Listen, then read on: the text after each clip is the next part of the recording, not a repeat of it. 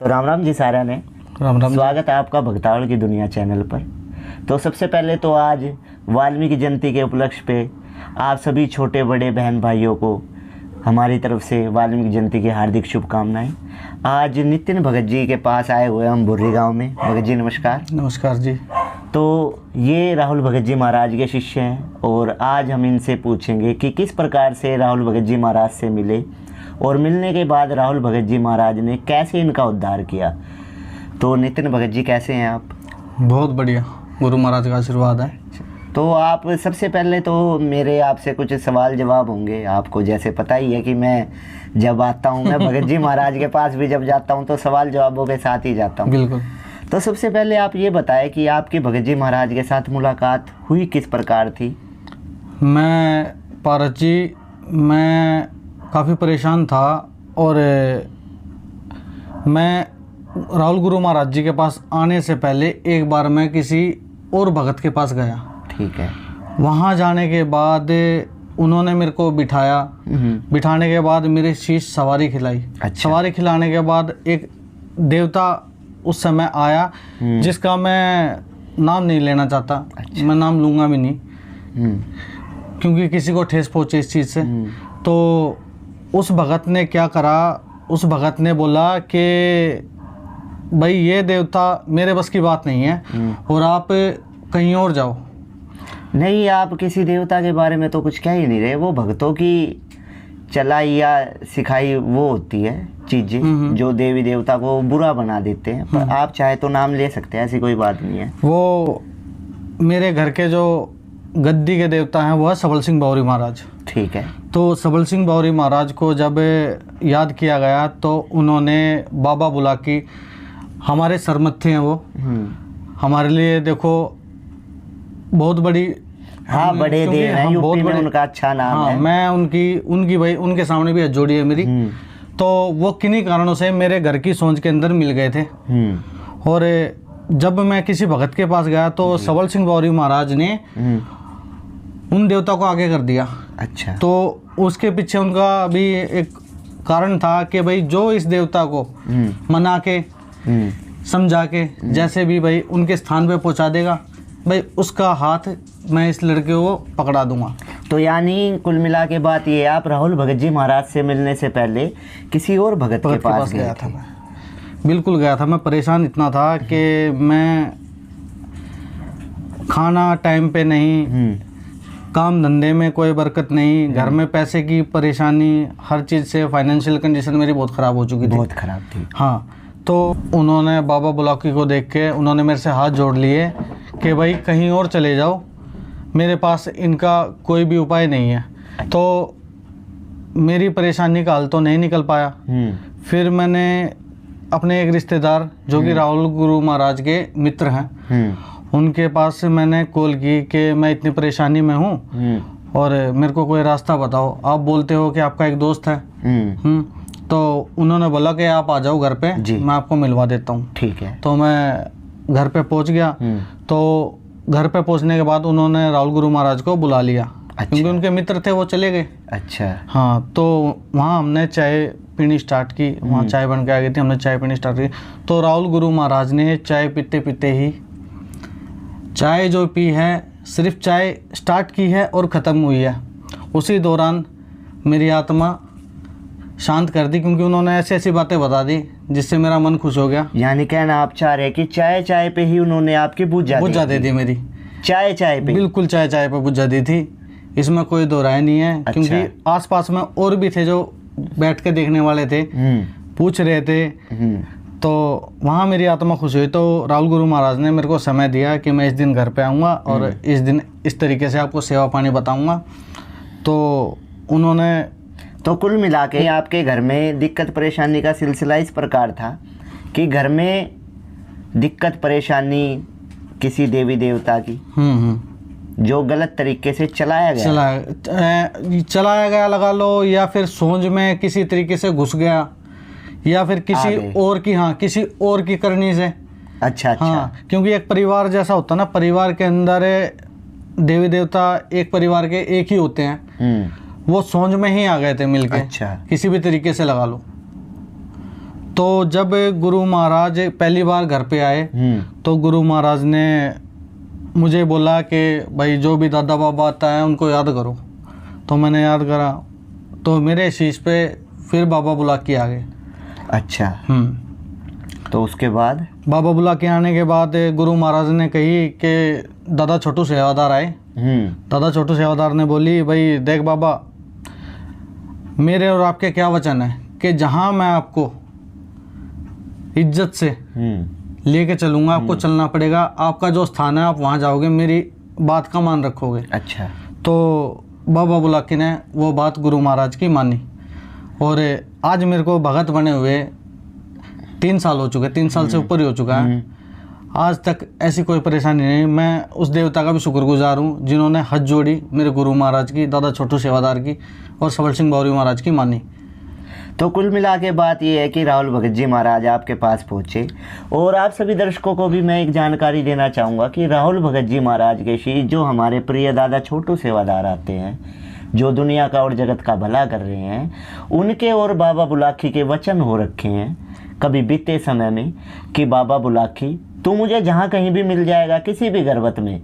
वो भक्तों की समझ की बात है कि उन्होंने आपको भाई किसी भी लालच में लगा लो, दुश्मनी में लगा लो, गलत तरीके से अगर चलाया होगा या कहीं आप धुक पुज भी रहे होगे जिस घर में और वो घर वाले आपको नहीं मान रहे होगे, और अगर कहीं मेरा या मेरे किसी भगत का जिसके अंदर मैं आता हूँ वहाँ जाना हुआ, तो मैं या तो आपको सही तरीके से वहाँ दुखवाऊँगा, पुजवाऊँगा।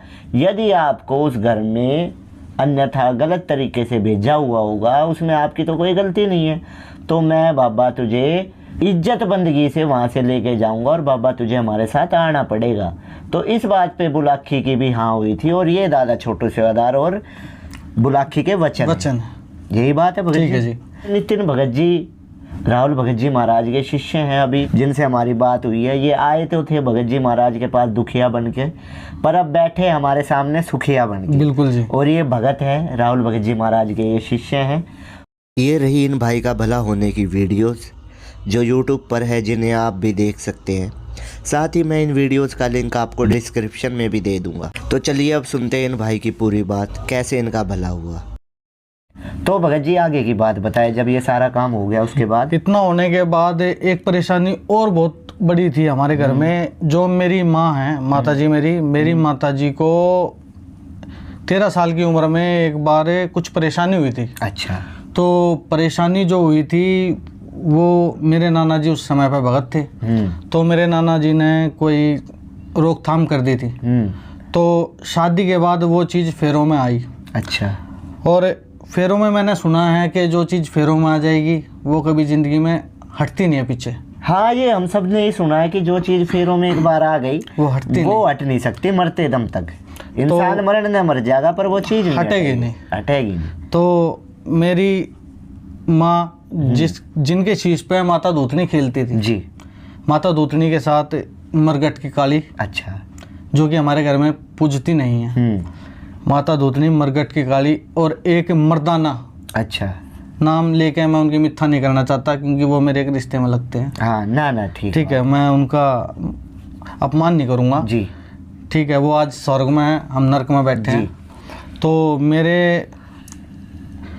जब मेरी माँ को बिठाया गया याद करने के लिए कि भाई जो भी आता है आप याद करो, तो मेरी माँ के शीश पे आई माता दूतनी। अच्छा। तो गुरु महाराज ने माता दूतनी से अरदास लगाई कि मेरी माँ, मैं आपके सामने हाथ जोड़ी करता हूँ जी कि जो भी इस बच्चे के शीश पे अगर आप खुश हो तो माँ इस बेटी का जो साथ है ना वो आप आत्मा से दो, ना कि शीश खेल के जी।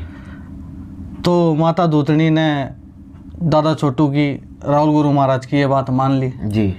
और माता दूतनी इधर माता दूतनी खेल रही है, इधर मैं बैठा हूँ जी। मेरी माता दूतनी ने मेरे सिर पे सिर लगाया और मेरे अंदर प्रकट हो गई जी। वो दिन है जो कि 3 साल हो चुके हैं। हाँ। वो दिन है, आज का दिन है। मेरी मम्मी का रोम भी नहीं हिलता।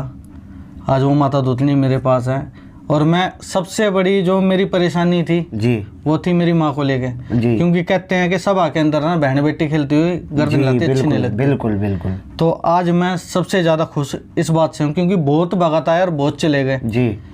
और भक्तों के तो क्या कहने हैं, क्योंकि कहते हैं पैसे पेड़ पे नहीं लगते। जी। बहुत लुटाऊं बहुत पिटाऊं। आज के समय में कुछ भी करने चले जाओ 10,000 12,000 15,000 इतने रुपए लगते हैं। और इतना पैसा मैं कर्जवान हो गया था, कर्जवान इतना हो गया था कि खाने के भी लाले हो गए थे घर में, वांदे हो गए थे। बिल्कुल मैं परेशान था बहुत ज़्यादा। गुरु महाराज ने मेरा हाथ थामा। तो जी राहुल गुरु जी मेरे घर आए जी तो गुरु महाराज जब घर आए तो मैंने उनको एक ही बात बोली थी जी कि गुरु महाराज मेरी तीसरी पीढ़ी जो कि मेरे दादा के बाद हमें जितने भी भगत मिले हैं वो वफादार नहीं मिले, किसी ने हमारा हाथ नहीं पकड़ा। तो जी आप अगर हमारा हाथ थाम रहे हो ना तो जी आत्मा से थामना, बीच रास्ते में छोड़ के मत जाना, क्योंकि देखो मैं बर्बाद हो जाऊंगा। तो गुरु महाराज ने वो दिन है और आज का दिन है, आज तक अपने बच्चे की तरह रखते हैं। अगर कोई बात होगी मन में तो मेरे को बेझिझक बोलते हैं और मैं उनकी बात का मान रखता हूँ। तो जब से पहले के नितिन में और आज के नितिन भगत में क्या फ़र्क है? ये देखो जी आपके सामने बैठा हूँ आज सरकारी नौकरी होते हुए। अच्छा, आपकी सरकारी नौकरी है मेरी। आज अच्छा मकान है जो कि पहले नहीं था, भगत बनने से पहले जब तक मैं गुरु महाराज से नहीं मिला था जी। उसके बराबर में एक मकान और खड़ा हो गया मेरा गुरु महाराज की दया से, बाबू सबल सिंह महाराज की दया से मेरा दूसरा मकान भी तैयार हो गया है। अच्छा, ये देखो जी आपके सामने हट्टा खट्टा हष्ट पुष्ट बैठा हूँ। आप मैं जिस समय पर भगत नहीं बना था मेरे साथ इतनी परेशानियाँ थी कि मैंने आपको बताया पहले भी, मेरे घर में बस रोज़मर्रा की ज़िंदगी के लिए देखो पैसे की ज़रूरत होती है और पैसे मेरे गलत रास्ते जाते थे। अच्छा, दवाई गोलियों में। अच्छा, परेशानियाँ समझ में नहीं आती थी कि डॉक्टरी है कि भाई बूता जुन्नी की है। सच्चाई बात है। हैं तो मैं इतना परेशान हो चुका था उस दौर में, बस दिल ऐसा करता था कि कुछ कर ले।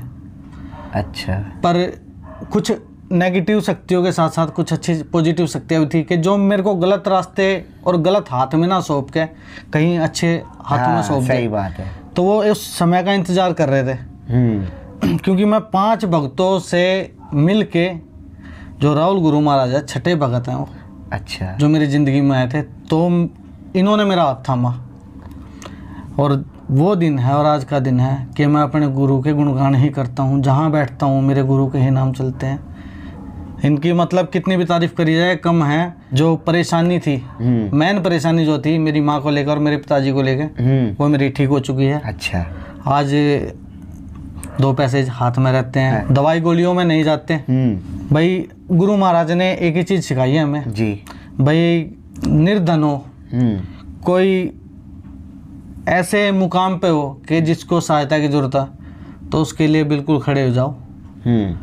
उनकी नीतियों के चलते ही हम आज सुखी हैं। मैं इस चीज़ को अपने गुरु महाराज का आशीर्वाद ही मानूंगा कि हम सुखी हैं इस चीज़ को लेके, कि उनके संस्कार जो उनकी बताई हुई बातें हैं ना, वो आज दिल में घर कर बैठी हैं और उसी हिसाब से हम चल रहे हैं। और एक चीज़ और गुरु महाराज कहते हैं हमारे जी कि भाई तेरी चौखट पे अगर कोई भले ही बैरी दुश्मन आ जाए जी, भाई चाहे राख भभूत जैसी तेरे से चुटकी बने ना, दे दियो, तेरी लाख की होगी वो जी। वो हमारे गुरु महाराज के संस्कार है। तो जैसा कि आप सभी दर्शकों ने देखा, वीडियो बनाने का हमारा मकसद ही यही था कि आप सबको बताना और उन भक्तों के मुंह पर ये तमाचा मारना जो आज के समय में लूट खसूट कर रहे हैं या बहुत सारी चीज़ें कर रहे हैं, उन सभी को ये दिखाना कि आज के समय में भी कुछ ऐसे भगत हैं जो आज भी जनता का, दुखिया का, सबका भला कर रहे हैं अपने रोज़मर्रा की ज़िंदगी का त्याग करके। तो इसी के साथ नितिन भगत जी, आपसे मुलाकात करके बहुत खुशी हुई और आप सभी दर्शकों को भी पता चल गया होगा कि राहुल भगत जी महाराज किस प्रकार से जनता जनार्दन का भला कर रहे हैं और किस प्रकार से भक्ताओं में एक नई मिसाल कायम कर रहे हैं कि अगर दिल में सच्ची श्रद्धा और भक्ति भाव हो तो भक्ताओं से बड़ा कोई वरदान नहीं जिससे हम दुनिया और लोगों का भला कर सकते हैं। तो इसी के साथ आपसे मैं विदा बंदगी चाहूँगा और एक बार दोबारा से आपको वाल्मीकि जयंती की हार्दिक शुभकामनाएं देना चाहूँगा और आशा करूँगा कि आप अपने घर में स्वस्थ होंगे। आपके परिवार के ऊपर दादा छोटू सेवादार अपना आशीर्वाद बनाए रखे। जय दादा छोटू सेवादार। जय दादा छोटू सेवादार। राम राम जी।